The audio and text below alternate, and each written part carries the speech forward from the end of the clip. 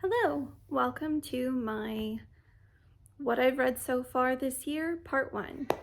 I was more than a little overwhelmed by the idea of talking about all the books at once, so we will talk about them in three parts. It will act as a retrospective monthly wrap-up. So, first video, we are talking about the books that I read and completed in January.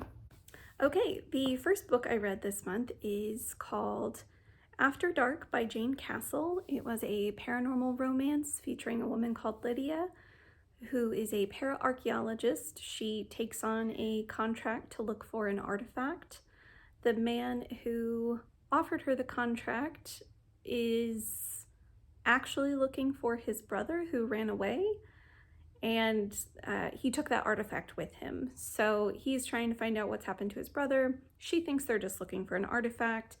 And early on in the story, one of her contacts in the underground is mysteriously murdered, and she finds the body, and she is the prime suspect. So it was entertaining to read. It went by very quickly, but it was overall kind of forgettable, and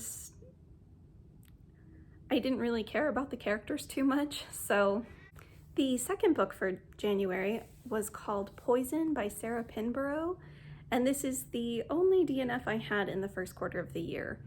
This was a retelling of Snow White and the Seven Dwarfs, and it was just really poorly written.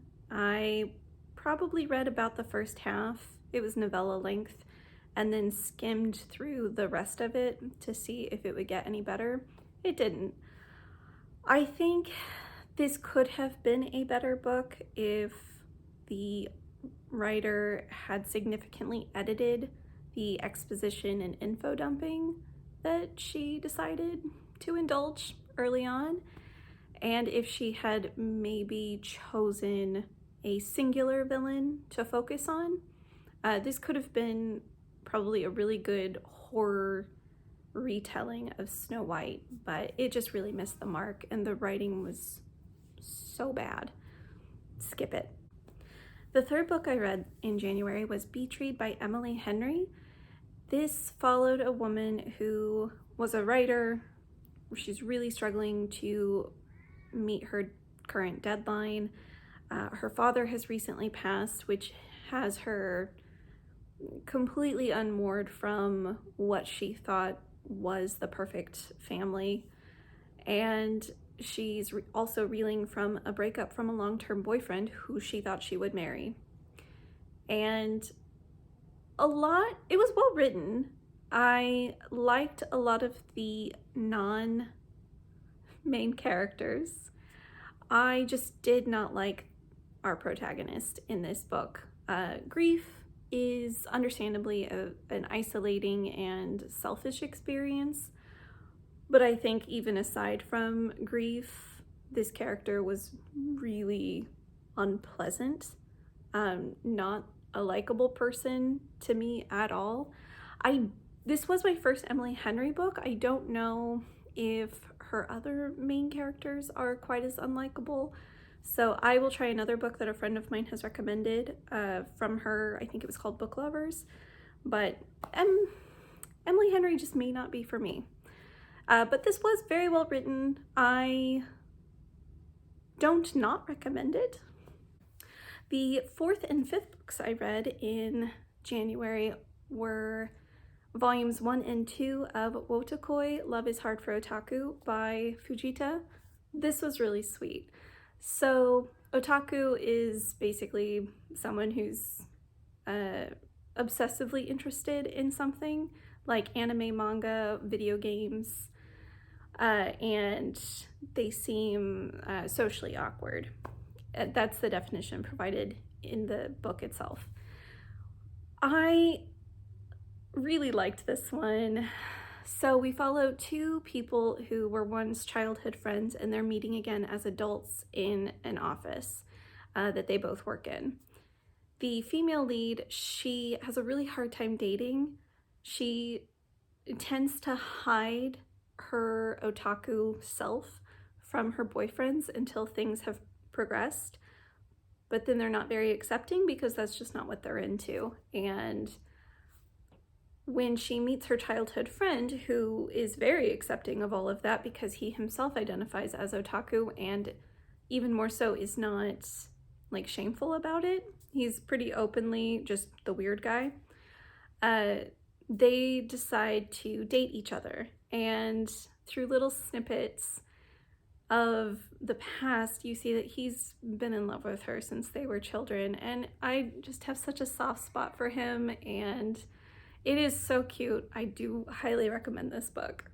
The 6th book I read in January was The Final Empire by Brandon Sanderson. This was the opening of a fantasy trilogy in a world with pretty distinct classes, and our main characters are primarily from the lower subjugated class.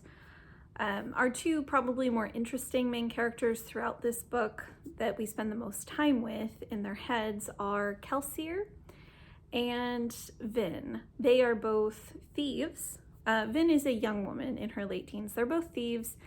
Kelsier is more of like the ringleader of a group, and he decides he wants to overthrow the Lord Ruler and the government. The Lord Ruler has been alive for more than 1,000 years, so this is not exactly a slight undertaking.